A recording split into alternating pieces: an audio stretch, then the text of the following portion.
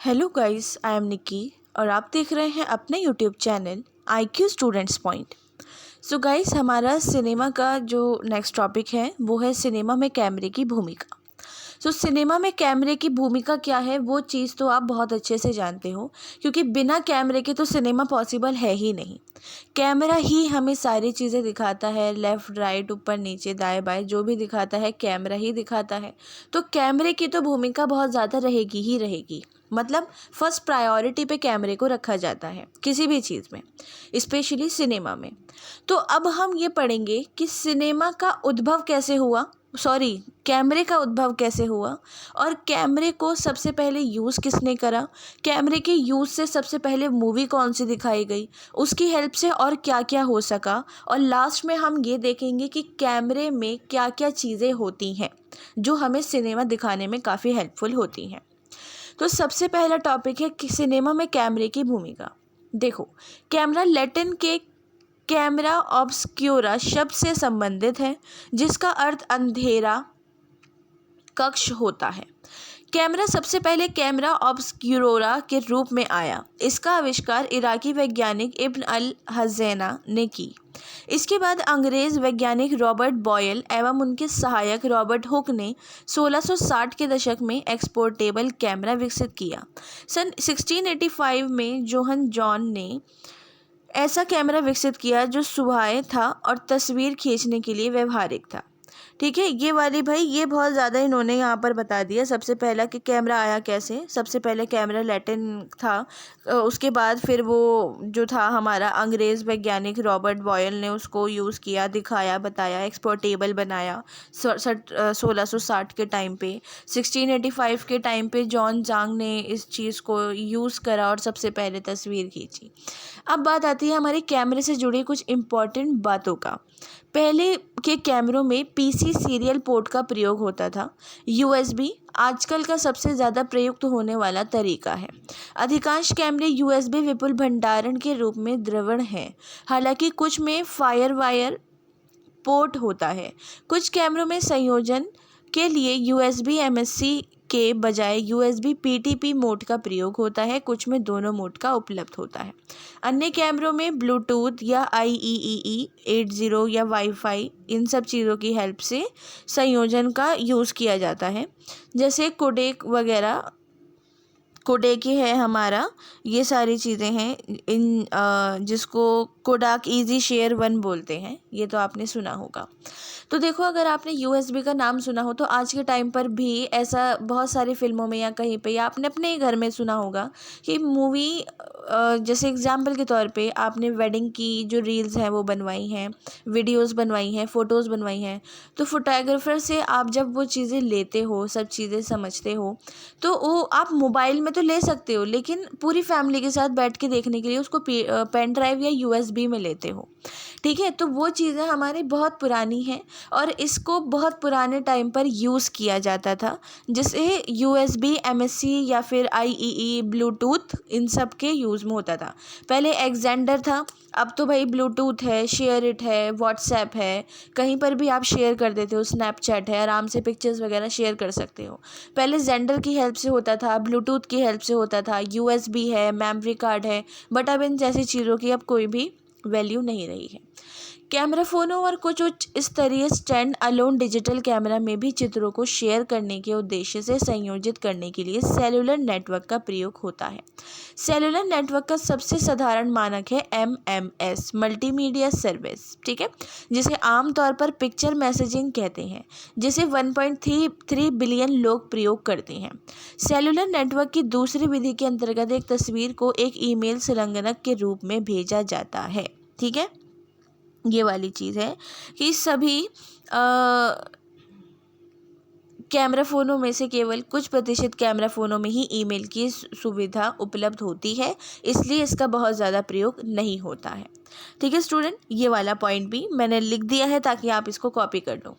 उसके बाद है एक सामान्य विकल्प के रूप में कार्ड रीडर का प्रयोग होता है। कार्ड रीडर तो आपने भाई आज हो सकता है आप लोगों के पास आज के टाइम पर भी हो, जो कई प्रकार के भंडारण माध्यमों को पढ़ने में सक्षम हो सकता है और साथ ही साथ ये कंप्यूटर में डेटा के तीव्र गति से होने में स्थानांतरण को भी पढ़ने में सक्षम है। कार्ड रीडर के प्रयोग से डाउनलोड की प्रक्रिया के दौरान कैमरे की बैटरी के नष्ट होने से भी बचा जा सकता है। क्यों? क्योंकि ये उपकरण USB पोर्ट से शक्ति या बिजली प्राप्त करता है। एक बाहरी कार्ड से रीडर की सहायता से भंडारण माध्यम के संग्रह से, ठीक है, ये आगे का है, चित्रों को सीधा अभिगमित करने में सुविधा होती है। लेकिन यदि केवल एक भंडारण कार्ड प्रयोग में है तो कैमरे और रीडर के बीच इसे आगे पीछे हिलाने डुलाने में असुविधा का सामना करना पड़ सकता है। मतलब सीधे तौर पे बात जो है यहाँ पर ये बताई जा रही है कि कार्ड रीडर का यूज़ भी पहले के तौर उस पर किया जाता था, जो नॉर्मली बहुत हेल्पफुल रहता था और हर चीज़ के लिए काफ़ी ज़्यादा सहायक भी समझा जाता था। नेक्स्ट टॉपिक है सिनेमा और कैमरा। देखो, सिनेमा, जैसे हमने अभी प्रीवियस क्लासेस में पढ़ा है कि हमारी सबसे पहले सिनेमा का उद्घाटन ल्यूमियर ब्रदर्स ने किया था। फ्रांस के थे, पेरिस में इन्होंने सबसे पहली मूवी दिखाई थी। एक होटल था वहाँ पर, और वो जो मूवी थी उसमें चलती हुई रेलगाड़ी दिखाई गई थी, जिसमें से लोग उतर रहे हैं, चढ़ रहे हैं, ऑफिस टाइम के लिए भागे चले जा रहे हैं, वगैरह वगैरह, ऐसा सब दिखाया गया था। ठीक है, तो 1895 में ल्यूमियर्स बंधुआ या फिर ल्यूमियर्स ब्रदर्स या ल्यूमियर्स बंधु, इन 3 नाम से लिख सकते हैं आप, पहली बार इन्होंने कैमरे का यूज़ किया था। ठीक है, कैमरा तो बनाया किसी और ने था, लेकिन कैमरे का यूज़ इन्होंने 1895 में पहली बार किया था। उन्होंने 45 सेकंड की पहली चलती फिल्म बनाई थी। इससे पहले चित्रों को जोड़कर टेक्निक से उसको चलाया था।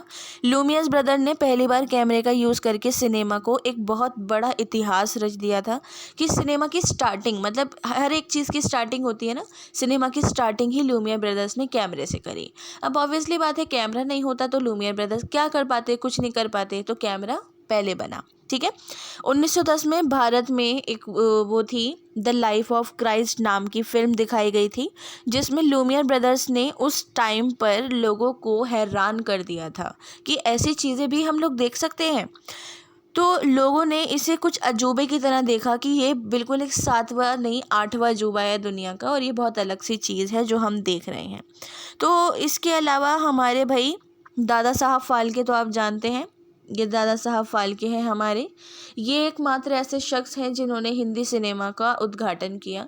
पहली बोलती फिल्म हरिश्चंद्र और जो इन्होंने बनाई थी। इसके अलावा और भी तरीके की मूवीज़ थी जो इन्होंने बनाई थी, जस्ट लाइक एग्जाम्पल आगे मैं आपको दिखाऊंगी। तो इनको इम्पॉर्टेंट रखा जाता है, और फाल्के ने भी 45 सेकंड की फिल्म को बदलने वाली चीज़ों को साबित कि 45 सेकंड से ज़्यादा की भी हम चीज़ों को देख सकते हैं, समझ सकते हैं। तो उन्होंने कुछ ऐसा दिखाया था। ठीक है, ये 4 टाइप की चीज़ें उन्होंने दिखाई थी। उसके अलावा 1895 में एनिमेशन फिल्मों के दौर ने भी कैमरे की भूमिका तो बदल दी थी। Telefilms, share films, Sony, Sahara one motion pictures, UTV motion pictures जैसे अलग अलग कंपनियों ने वॉल्ट डिज्नी स्टूडियो के साथ कई एनिमेशन फिल्मों का भी निर्माण कर दिया था। इसमें रोड साइड रोमियो पहली एनिमेशन फिल्म थी।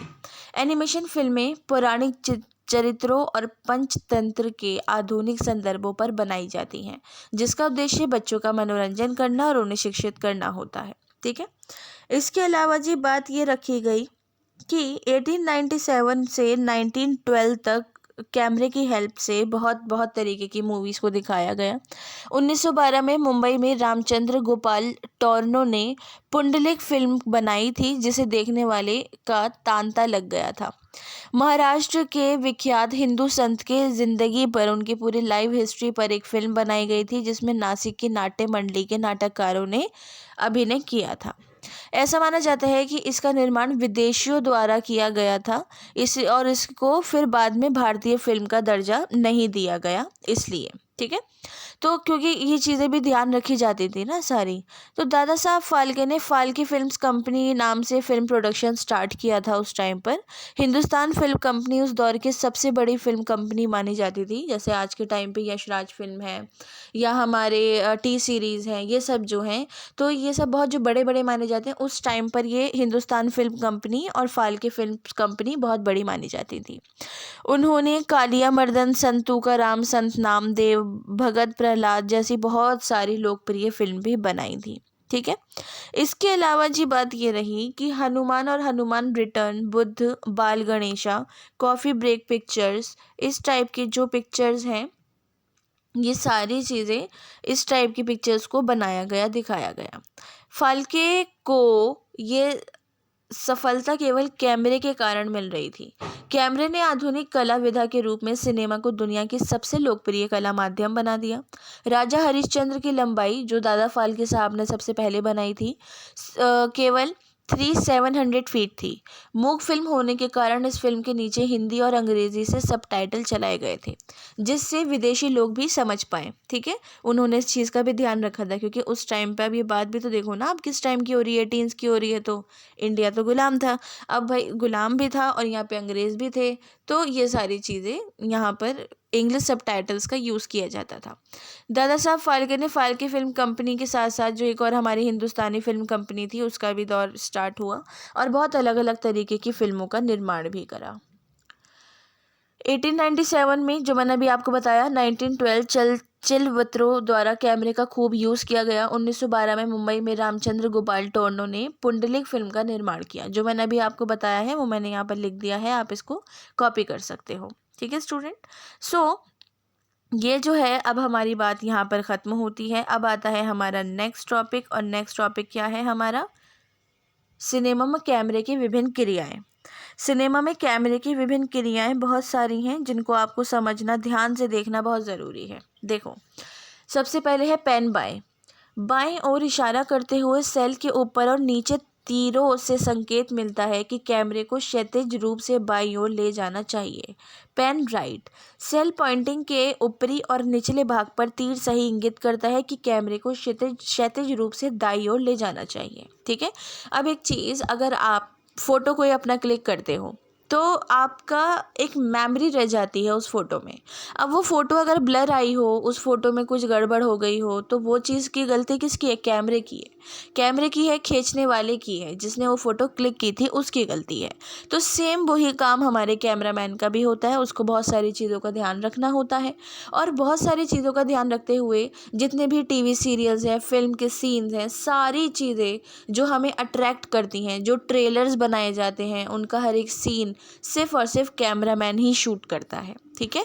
तो जब तक वो हमें नहीं दिखाएगा, हम नहीं देख सकते हैं कि वहाँ पर क्या चल रहा है। तो इसलिए ये सारी विभिन्न क्रियाएं हैं जो करनी बहुत ज़रूरी होती हैं, जिनको ध्यान में रखना बहुत ज़रूरी होता है। फिर है हमारा जूम इन। जूम इन, कैमरे के लिए जूम इन करने के लिए 4 इनवर्ट पॉइंटिंग तीर सीखना है। पूरे दृश्य को शामिल करने से केंद्र में जूमिंग दिखाई देती है। 4 तीर दृश्य के किसी भी भाग में किसी विशेष क्षेत्र पर जूम सुझाव देने के लिए रखा जा सकता है। फिर आता है जूम आउट। कैमरे के लिए जूम आउट करने के लिए 4 बाहरी दिशा तीर सिग्नलना, ठीक है, सिग्नल दिया जाता है। फिर आ जाओ जी सिनेमा में कैमरे के शॉट्स। सबसे पहला है extreme close up shot, extreme close up shot. ठीक है। एक्सट्रीम क्लोज अप शॉट क्या है कि इस शॉट में विषय के शरीर के किसी एक हिस्से के बारे में अत्यधिक विस्तार से बताया जाता है। लोगों के लिए ECU का उपयोग भावनाओं को व्यक्त करने के लिए किया जाता है कि भाई ये कहानी चल रही है, लड़का चलता जा रहा है, वो सोचता रह रहा है। अब वो जो सोच रहा है वो हमें कैसे पता लग रहा है? कैमरे के ज़रिए पता लग रहा है। हमें कैमरामैन दिखा रहा है कि भाई वो सोच रहा है, समझो तुम लोग, वो सोच रहा है। अब मैं बैठ के कुछ सोचूं तो वो तो आप लोगों को नहीं पता लगेगा ना। हाँ, मैं अगर कोई मूवी बनाऊँ, मैं कोई क्लिप बनाऊँ, अगर मैं आप लोगों को पढ़ाते मैं अपना फेस शो करूँ और फिर मैं ऐसे बैठ जाऊँ ख्यालों में, तो आपको पता लगेगा कि हाँ निक्की मैम ख्यालों में बैठी हैं, कुछ सोच रही हैं। लेकिन तब भी नहीं पता लगेगा मैं क्या सोच रही हूँ, लेकिन इतना पता लगेगा कि मैं कुछ सोच रही हूँ। तो वो कमाल किसका है? वो कैमरे का कमाल है। कैमरा मेरी भावनाओं को आप तक पहुँचा रहा है। तो सेम वही चीज़ की उपयोग भावनाओं को व्यक्त करने के लिए किया जाता है। उसके बाद है क्लोजअप शॉट। इस शॉट के विषय की एक विशेष विशेषता या किसी भाग को पूरे फ्रेम में रखते हैं। किसी व्यक्ति के करीब होने का अर्थ आमतौर पर उसके चेहरे का करीब होना है। कोई दुख वाला सीन, कोई हंसी वाला सीन, कुछ भी दिखाया जाता है, क्लोजअप शॉट लिया जाता है कि देखो ये कितना खुश है, देखो ये कितना उदास है। एक बहुत करीब से शॉट लिया जाता है उस हीरो का, हीरोइन का, विलेन का, कुत्ते का, बिल्ली का, जिसका भी लिया जाता है। ठीक है। उसके बाद है मिड क्लोजअप। तो ये शॉट क्लोजअप और मिड शॉट के बीच का शॉट होता है और ये शॉट चेहरे की और अधिक स्पष्ट रूप से दिखाता है, बाकी शरीर भी सहज रूप से दिखता है। कि मतलब सिर्फ और सिर्फ क्लोजअप शॉट की तरह चेहरे पे ही फोकस नहीं होता है, पूरे शरीर पे होता है कि वो उदास है तो कैसे बैठा हुआ है, सिकुड़ा हुआ बैठा हुआ है, हाथ पैर छोड़ा हुआ बैठा हुआ है, खुश है तो उसकी बॉडी लैंग्वेज कैसी है, क्योंकि हमारे खुश होने पे, उदास होने पे हमारी बॉडी लैंग्वेज हमें बता देती है ना सामने वाले को कि सामने वाला उदास है या खुश है, इस वजह से। उसके बाद है मिड शॉट। इसमें विषय के कुछ हिस्से को और अधिक विस्तार से दिखाया जाता है, जिससे दर्शकों को महसूस होता है कि वो जिस विषय को देख रहे हैं वह फ्रेम में पर्याप्त दिख रहा है। वास्तव में ये एक धारणा है कि अगर आप एक सामान्य वार्तालाप कर रहे हैं तो आप एक नज़र में एक व्यक्ति को कैसे देखेंगे, आप उस व्यक्ति के निचले हिस्से पर कोई ध्यान नहीं दे रहे होंगे, इसलिए फ्रेम का वह भाग अनावश्यक है। भाई इस वाले शॉट में, जैसे अगर मैं एग्जाम्पल के तौर पर आपको मूक फिल्म में बताऊँ तो उसमें भी ये शॉट बहुत इंपॉर्टेंट थे, बहुत ज़्यादा इंपॉर्टेंट थे। अब स्पेशली ये वाला शॉट इंपॉर्टेंट था कि लोगों को दिखाना कि भाई ये अगर नहीं भी बोल रहा तो ये कर क्या रहा है, फिल्म में एटलीस्ट हमें पता तो लगे ना ये क्या कर रहा है, ये वो है। फिर आ जाओ वाइड शॉट पे। इस शॉट में फ्रेम में पूरा विषय दिखता है, पूरा टॉपिक एक तरीके से पूरा दिखाया जाता है। व्यक्ति के पैर लगभग फ्रेम के नीचे होते हैं और उसका सिर लगभग शीर्ष पर होता है। स्पष्ट रूप से इस शॉट में विशेष फ्रेम में बहुत कम चौड़ाई कवर करता है। चूंकि फ्रेम विषय के जितने करीब होगा उतना ज़्यादा उसके शरीर का हिस्सा फ्रेम को कवर करेगा। विषय के कुछ भाग ऊपर एवं कुछ भाग नीचे को सेफ्टी रूम कहा जाता है। आप सिर के ऊपर वाले भाग को काटना नहीं चाहेंगे, ये असहज भी दिखाई देगा यदि फ्रेम में पैर और सिर के ऊपर बिल्कुल भी जगह खाली ना हो। टॉम एंड जेरी तो आप लोगों ने देखा होगा, उसमें एक विमेन दिखाई जाती हैं जिसका सिर्फ फेस छोड़ के पूरी बॉडी दिखाई जाती है। तो आप लोगों ने कहीं ना कहीं ये मीम्स और बहुत सारी चीज़ें पढ़ी होंगी कि बस ज़िंदगी में एक ही तमन्ना रह गई है, इनका फेस देख लें। बट वो फेस नहीं दिखाया जाता, क्योंकि हमारा जो कार्टूनिस्ट है वो समझता है, वो जानता है कि लोगों को अट्रैक्ट किस तरीके से करना है। उसको पता है कि अगर मैं फेस दिखा दूंगा तो फिर कोई वैल्यू नहीं रहेगी इस कार्टून की। ये cartoon famous he Tom and Jerry के बाद इस वे में हुआ है कि उन आंटी का फेस नहीं दिखता है। तो यहाँ पर ये वो चीज़ है, तो फिल्मों में वो दिखाया जाता है। Very wide shot, VWUS shot में विषय दिखाई देता है, परंतु असल में उसके आसपास के ऊपर एवं कुछ भाग नीचे से सेफ्टी रूम ठीक है, आसपास के वातावरण को दिखाने पर जोर दिया जाता है। ये एक स्थापित शॉट के रूप में भी काम करता है। कोई सॉन्ग चल रहा होता है, बीच पे बैठा हुआ है, पीछे से दिखा रहे हैं गाड़ी पर टेक लगाया खड़ा हुआ है और पूरा बीच दिखाया जा रहा है। ठीक है, तो सैड सॉन्ग है, रोमांटिक सॉन्ग है, कॉमेडी सॉन्ग है, कुछ भी है, तो वो पूरा सीन दिखाया जाता है कि वो वहाँ पे एक शख्स खड़ा है, गाड़ी के पास खड़ा है, आसपास बीच है, पानी है, लहरें आ रही हैं, सनसेट हो रहा है, तो वो पूरा सीन दिखाया जाता है। वो हमारी वेरी वाइड शॉट में आता है। उसके बाद आता है एक्सट्रीम वाइड शॉट। तो एक्सट्रीम वाइड शॉट EWUS जो हमारा था, इसमें फ्रेम इतनी दूर से दिखाया जाता है जिसमें विषय दिखाई भी नहीं देता और इस शॉट का उद्देश्य विषय की परिवेश को दिखाना होता है। EWS एस्टेब्लिश शॉट पर फोकस करता है। इस शॉट को फिल्म के पहले शॉट के रूप में लिया जाता है। दर्शकों को यह बताया जाता है कि आगे होने वाला एक्शन कहाँ पर हो रहा है। मतलब कि भाई जैसे कि मैं फिल्म में सोच रही हूँ कि मेरी बहन उस घर में बैठी है, तो मैं सोच रही हूँ तो वहाँ मेरी सिस्टर को भी कैमरे में दिखाया जा रहा है। अब दर्शकों को, आप लोगों को, देखने वालों को पता लगा है कि निक्की मैम अपनी बहन के बारे में सोच रही हैं। कैसे पता लगा? क्योंकि वो कैमरा दिखा रहा है हमें एस्टेब्लिश शॉट की हेल्प से। उसके बाद आएगा कट अवे शॉट या फिर कट इन शॉट। एक कट अवे शॉट वह होता है जो आमतौर पर मौजूदा फ्रेम से अलग कोई एक्शन होता है। ये एक अलग विषय हो सकता है या फ्रेम से संबंधित कोई भी एक्शन हो सकता है। वहीं कट इन शॉट फ्रेम के अंदर के ही किसी भाग का क्लोजअप हो सकता है। ठीक है, बस जैसे हाथ का मूवमेंट वगैरह वगैरह। कट अवे और कट इन शॉट को के बीच में बफर के रूप में उपयोग किया जाता है, जिससे एडिटिंग में सहायता मिलती है और अतिरिक्त जानकारी देने का या प्रोग्राम को थोड़ा या रोचक बनाने के लिए भी इसका यूज़ किया जाता है। ठीक है, कि मतलब थोड़ा बहुत बफर उसमें दिया जाता है, इन्होंने बोला है, ताकि हम उसमें एडिटिंग वगैरह कर सकें। ये नहीं कि लगातार शॉट लिए जा रहे हैं फिर उसको एडिट करना मुश्किल हो जाता है। उसके बाद आता है टू शॉट। टू शॉट हमसे क्या बोलता है, इस पर कुछ भिन्नताएं हैं, लेकिन मूल विचार यह है कि वह शॉट जिसमें दो लोग आरामदायक रूप से नजर आएं। साक्षात्कार में इनका अक्सर प्रयोग किया जाता है, या जब दो प्रस्तुतकर्ता एक शो की मेजबानी कर रहे हैं, विषयों के बीच संबंध स्थापित करने के लिए टू शॉट अच्छे हैं। किसी भी इंटरव्यू, स्पोर्ट ब्रीफिंग के दौरान इसका उपयोग सबसे ज़्यादा किया जाता है, जिसमें दो लोग आपस में एक दूसरे से बात करते हैं। टू शॉट दो लोगों को पेश करने के लिए एक स्वाभाविक तरीका है।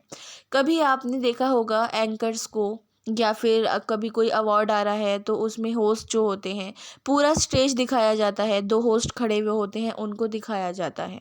तो ये जो होता है टू शॉट होता है, जिसमें दो लोगों को साथ दिखाया जा रहा है, बातचीत करते हुए दिखाया जा रहा है, या जैसे भी दिखाया जा रहा है वो ये देखा जाता है। ओवर द शोल्डर शॉट, ये शॉट उस व्यक्ति के पीछे से बनाया जाता है जो विषय को देख रहा है। इस शॉट में विषय का सामना करने वाले व्यक्ति को आमतौर पर लगभग 1/3 फ्रेम पर कब्जा होना चाहिए। ये शॉट प्रत्येक व्यक्ति की स्थिति को स्थापित करने में मदद करता है और दूसरे व्यक्ति के दृष्टिकोण से एक व्यक्ति को देखने का अनुभव मिलता है। दो लोगों की बातचीत के दौरान इन शॉट्स के बीच में कट करना आम बात होती है। पॉइंट ऑफ व्यू शॉट, ठीक है, ये शॉट विषय की दृष्टि से एक दृश्य को दिखाता है। ये आमतौर पर इस तरह से संपादित किया जाता है जिससे ये स्पष्ट हो सके कि इसका पॉइंट ऑफ व्यू क्या है। एरियल शॉट, इस शॉट को किसी हवाई उपकरण जैसे ड्रोन या हवाई जहाज से लिया जाता है, जिसमें पूरे एक शहर या ग्राउंड या घटनास्थल का चित्र काफ़ी ऊपर से लिया जाता है, जिससे ये स्पष्ट होता है कि इसका पॉइंट ऑफ व्यू क्या है। ठीक है, एरियल शॉट मैंने आपको बता दिया है अभी। एरियल शॉट को किसी हवाई जहाज या ड्रोन वगैरह इन सब उसकी हेल्प से लिया जाता है ताकि वो पता लग सके कि एक्चुअली में वो क्या होता है। सो स्टूडेंट, सिनेमा की क्रियाएं, सिनेमा के शॉट्स मैंने आपको बता दिए हैं, कैमरे की भूमिका क्या है वो बता दी है। उसके अलावा सिनेमा का उद्भव हमने पढ़ लिया है, विकास पढ़ लिया है, कला विधा पढ़ ली है, डेफिनेशंस पढ़ ली हैं, सब कुछ पढ़ ली है।